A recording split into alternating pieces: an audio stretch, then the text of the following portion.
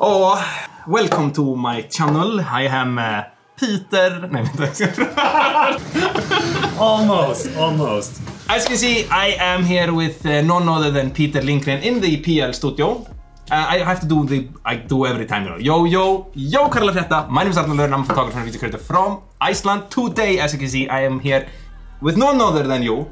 We've been wanting to do this for a pretty long time, yes? Yeah, since, what was it, like September, yeah. I think. Yeah. We'd be like back and forth on Instagram DM. Yeah. He slid into my DM.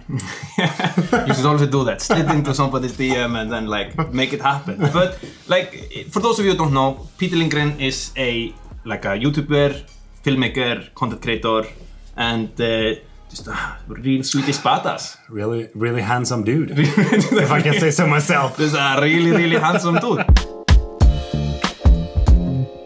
How many followers do you have on YouTube right now? I think it's up to like 480. Almost 500k. Yeah, almost. That's a whole lot. So I'm just gonna say, you know, I look up to you in your YouTube game. Thank you. Like you do a very good job when it comes to YouTube, and so I have the privilege today to just sit here and like we're gonna pick your brain. All right. And we're gonna ask, you know, we together, you know, we are doing it's me, but we together are gonna ask Peter, you know, if you can drop some knowledge on how to help us grow that are like smaller YouTube channels, and like how fast did you manage to get 100,000 followers in? I think it was a month. Woo! Did you hear that? So Peter is gonna teach us how to get 100,000 followers in 1 month. You ready? Okay. Let's do it. Let's do it, man.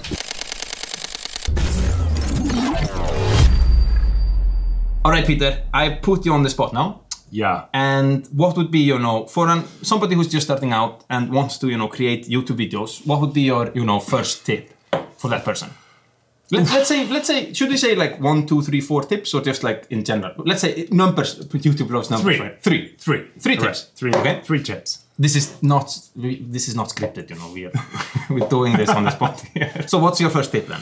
I would say, like, don't listen to other people, because that's the thing. Like when I was starting out, I remember I was working at DHL, and like I took my camera, like after the workday was finished, I had it in the car, you know, I picked it up as soon as I got out of the building, recorded a video, and I even think that one of my videos was like me going from my work to like a gas station, filling up gas in my car, and like recorded like, today was a good day, and we're gonna do this and we're gonna do that, and then it was like 3 minutes of me just going home from work.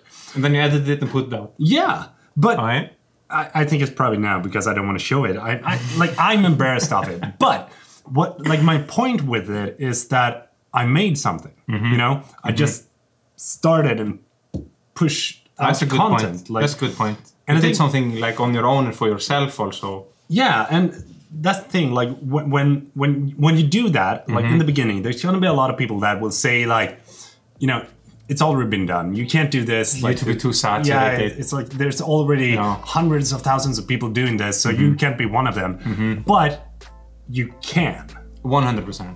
And I always think like, if I can and you can, if we're just some random guys, you know, somewhere, and if we can do this, then you can do it too. I'm telling you. Yeah, it doesn't really matter which kind of background that you're coming from, because as long as you have something that you want to share and that like you can share from your perspective, then starting out, pushing out videos, that is going to be the sole most important factor to get your channel to grow. Absolutely. And I think we were just making a video on your channel we were talking about. So you should go check that out too. All Peter's links will be in the description down below. And we were talking there about, you know, that both of us, we come from nothing.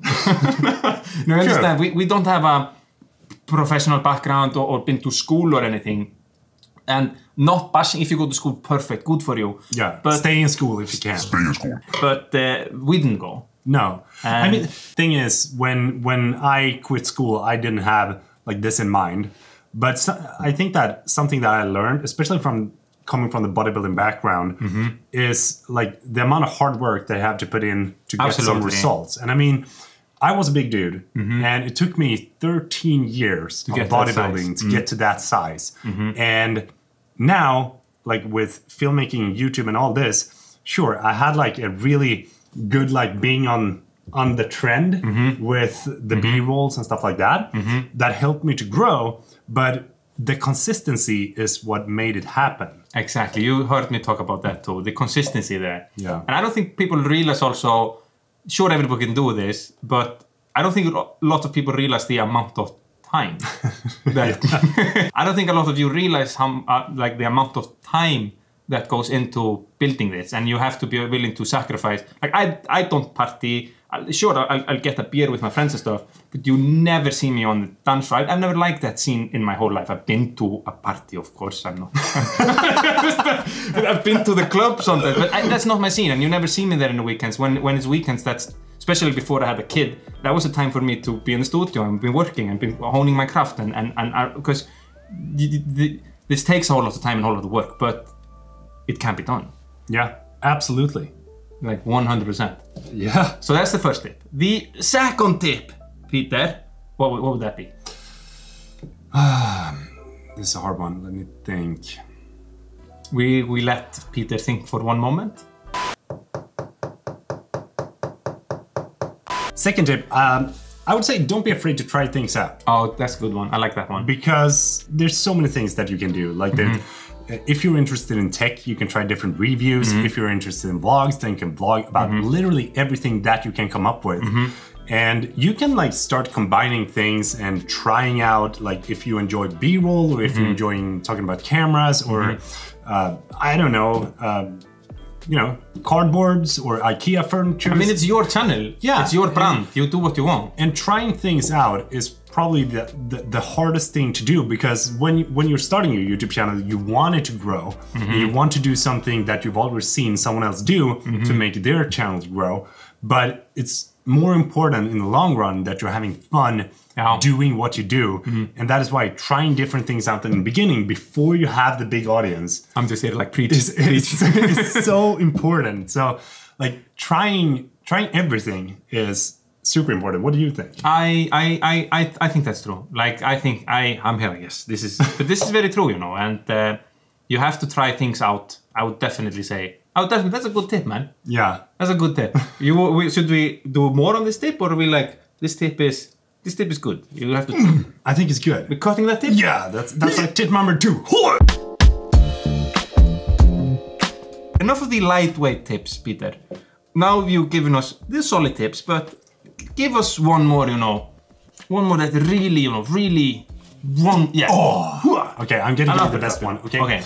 This is something that I neglected a long time, but that I'm addicted to now. Okay. I'm excited. The YouTube analytics. I know that you are a big YouTube analytic fanatic, right? So important that you spend time within the analytics. I honestly don't do that. I maybe should do that, because I've heard you talk about this on your channel before. I'm like, I should do that. I think you should do it as a part of your job, not something that you should get addicted to. Like just looking at numbers, seeing if your video does well. You going into the retention and yeah, I mean like really deep diving into the YouTube analytics. In the beginning, it's gonna be hard because your videos will not have that much of a reach. No. But when you get a little bit of an audience, then you start to see some sort of trends of what it is that actually makes your audience stay. You're gonna see some spikes in your videos, and you go to those spikes, see, okay, this is something that my audience really liked, and then you can go back and see like, okay, this part was very good, and then this part was where the drop-off happened, and then how many clicks do your videos get? Why doesn't it get more clicks? Can you change out the thumbnail and drive more traffic to it, and maybe change out the title because the title wasn't attractive, or it was kind of like clickbaity title, which I've done a couple of times, doesn't work, so don't clickbait. Shouldn't be like in the model. If you clickbait but the video is good. But you should definitely deliver on the clickbait. Yeah, you have to deliver on clickbait. So it could be like a clickbait, and then you have to deliver, show exactly what happened, like with the clickbait. But spending time in the analytics is so good to not only get a grasp of where your channel is heading, but also how you can improve everything that you do. And I think that one of the things that I realized after making a couple of YouTube videos, especially vlogs on my end, was that nobody really watched my vlogs because it was just me talking. Of course, but that's one thing also. It's very hard to, in the beginning, to be like, I'm going to be a vlogger, because who are you? Like, nobody know who you are. Exactly. I think that's like... Like, when you get an audience, that is when you can start creating vlogs. Yes. Because... Then they're interested in you. Yeah, they relate to you. And I also, like, my first couple of videos where I started doing lenses, I started incorporating B-roll. Like, real proper B-roll. not the kind of B-roll that you've seen on the channel. But real proper B-roll off the lenses and stuff like that, which made it have a little bit of higher audience retention than I usually had on my videos. And by going into the analytics and looking at that, like that made me realize that, okay, if I double down on this, incorporate even more B-roll, maybe from different angles, you know? So I had this like memory of when I was recording a video in my home, and I got home from work and I told Amanda, which is my fiance, that you have to hide in the bedroom because I'm gonna record a video. I've done that. and then was like, you know, she went in there. I had like 45 minutes. I was like reading from all the lines that I wanted to say, and then I rigged everything up, and then I shot B-roll from top-down shots, and then I grabbed the camera quickly, started shooting B-roll. But that kind of like engagement into your videos is gonna shine through, because you can actually see when someone puts a lot of work and effort into the video. Definitely. I think, and I like that a lot with your last video on the DJI. Yeah, thank you. The beginning, I linked that video also down there, or just up. Is it there? I'm now looking at the screen. It's like, there?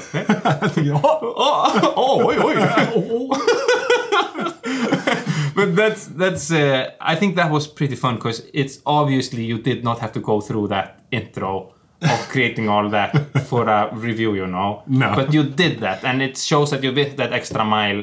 So I thought that was, and all these little we put in, you know, and this tacky thing. It was awesome. Ready for takeoff. The thing is, with that video, like, it didn't do well initially, but it continues to do well. I think so. So, like, looking at the analytics of that video right now, you can see that it drives traffic because the audience retention is very high in the first 2 minutes. I think, like, the first 2 minutes is actually around 60%. But one last thing, that was interesting while I was listening to you talking now, like, what is it that you have seen in your channel that has, when you're looking at it, when you're diving into the analytics, what is it that you have seen to your channel that has helped, and what is it that you do now based on your findings within the analytics? I would say that I spend more time on trying to come up with like good titles for my videos, but also trying to really address like the audience retention, because something that I've started to do when I edit my videos, for example, is like a super simple editing tip. I'm gonna give you a tip right here, and that is when you crop in and out on a video, like on the face, make sure that your eyes are in the same position. Because if you jump in and out, then it's gonna feel like it's a seamless crop in, crop out, and that is a game changer for the audience retention, because it feels natural. It literally feels like you're changing the angle. But you can't really see it. And then also make sure that just before you do the crop in, start the audio of that crop in 2 frames before, so that because then I understand what you're saying. Yeah, I'm gonna try this on my video. On this video. Maybe now. Maybe I've done it all the time. I don't know. Maybe it's been happening the entire time. This is the beauty of having this recorded, you know. True. But yeah, so I would say that is definitely something that I've looked at and that I've corrected through the analytics, and it works. Okay, cool. One last thing is also I noticed. I remember in the because I found your channel in 2019. Yeah. That's like the year that you blew up. Yeah, it is. The first thing that I realized when you start to pop up in my searchable was like, yo, this dude is having some sick-ass thumbnails. Thank you. Like, there's this, like, I'll put the thumbnails now here, but it's obviously they put a whole lot of work in them, you know? Yeah. Thing is, with thumbnails, is that is, like, the only 2 seconds that you have to grab someone's attention for the video. Definitely. So, like, putting a lot of effort into the thumbnail. Thumbnail is gonna make like the make or break for that video, unless it's like picked up by the YouTube gods. But yeah, that don't count on that. No, but yeah, spending time on thumbnails is, in my opinion, really important. And I think sometimes you just have the thumbnail, you know? But sometimes you have to really think of how am I going to represent this video in the best way possible. Maybe even if you take it one step further, and these are what all the big YouTubers do, and you have a few thumbnails. Yeah. And then you check which thumbnail has the most, click-through rate. Yeah. And try them out. But that's maybe not for the beginners, but when you're getting out there, because if the bigger channels do it, and you don't do it, you fall behind. Yeah, of course. So, 100%. But that's for later, once you get into the big league. Yeah, and thing is, we started from scratch. Yeah. We talked about it before. Like we have grown like organically within this platform without doing it any kind of collaborations. I think that this is actually one of my first collaborations that I've done with another YouTuber, except for Teppo. I think I have never done a collaboration with a YouTuber on this level. No, honestly, I'm thinking like I've met in Iceland. There are almost no YouTubers there, but there are some Instagrammers that are huge. Asa Steinars is fantastic. I've talked about her before, but there is no, dude. I think that boom. Okay, so I think we're not going to keep this any longer. This was this was just a whole river of tips for you guys to think about, and I want to say smälta and digest. That's the Swedish, digest. Get into a so-called matkoma. Precis. So asking here, my Swedish is very good, but I am from Iceland.